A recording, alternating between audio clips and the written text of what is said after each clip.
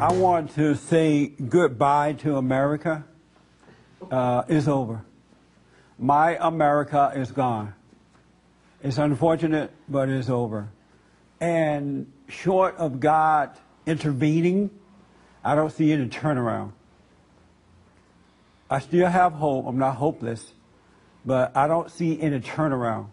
I realize that one of the primary reasons is that it is over for America is because women are taking over. Women are taking over. They're in high, so-called powerful positions, and now they're running companies, they're making decisions. And not all. Let me say not all, so that, because see, they're running, giving me a funny face now. When I said not all, she's like, yeah, thank you. But not all. There are a few out there that are logical women that can make sound decisions, but most cannot. And the unfortunate thing is that they're in powerful positions. They're running businesses and things like that. And the one thing I know for sure, without a doubt, women cannot handle power.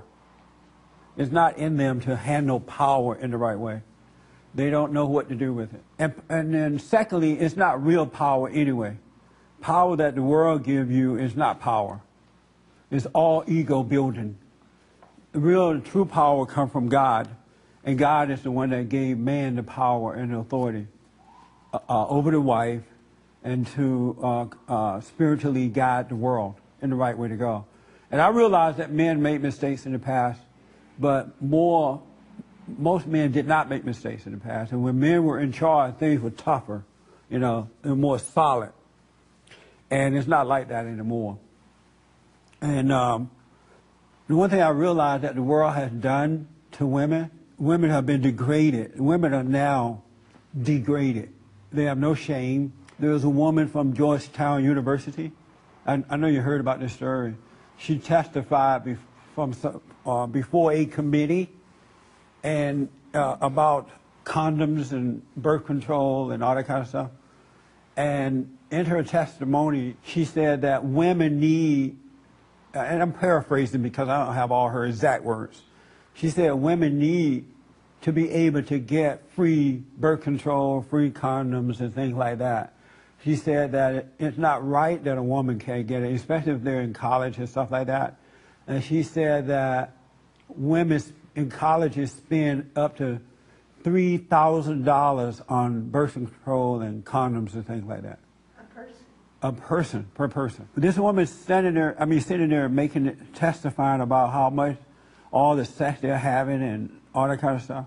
And it's really about maintaining the freedom to kill babies in the womb. It's about that. Because that's how this whole thing got started. The government trying to force the Christian community, the Catholic Church, to pass out morning after pill and all that. So it's really about that. But this woman sitting there testifying about how much sex they're having out of wedlock. And all these women into all this stuff with no shame. Women would not have done that in the good old days. There would have been a sense of shame about it. But she had no shame about it. And I'm like, wow. First of all, she's presenting herself. Rush Limbaugh called her a slut. And she didn't realize that she looked like a slut sitting there making that type of confessing that type of thing. And I'm thinking, wow, what happened to women that this is okay for them to exploit themselves in that way? How did we get to a point where women think we should pay for them to have sex? You know, how did we get to a point they want to force us to buy them birth control? You know, was I sleeping when this was happening? You know, I didn't see this coming. You know, it blows my mind. Most of the time you're too embarrassed to let people know you even use those things. But how did we get to a point now where these women are fighting to make us pay for that? They want to have sex out of wedlock. They want to have abortions. They want to do this and that. And they want us to pay for it. They don't, men, I haven't heard men asking someone to pay for what they use. You know what I mean? It's insane. And they use one word to manipulate us. They say, The woman has a right to do it. It's about women. And when you say that word woman or women, you have to shut up then at that point. Okay, it's the woman. You know what I'm saying? And when I saw that testimony, it absolutely blew my mind that we had got to this point. There is a major discussion in this country about that. And no one is rebuking, well, some people are rebuking it, but no one is saying, where's your shame, woman? Why are you embarrassed? What happened to you? And it's unfortunate that women are allowed, that men are so weak, they've been so intimidated, that they allow these women to just run wild and screw up everything, including their souls and their children. And if you speak up about it, Satan got it set up through the women that you're going to be punished in some kind of way. This is why God said, seek first the kingdom of God in his right way and all be added. Don't worry about what you're going to wear, what you're going to eat, where you're going to live, who your friend is. Or, you know, you got to be caring about the truth more than anything else, and he'll take care of you. Because God knew that the world will have control over these things, and it used it to intimidate you because they don't have good on their side. So they have to use physical things to control you. And if you're not of God, you will allow yourself to be controlled with physical things, the fear of losing something materially, a friend or family member or house or car or job. And it's happening because Christians are not connected to truth. Not all, but most are not connected to God. They're only Christians in namesake. And the fact that these generation of young girls are now into that, they think it's right, they don't even know it as being wrong.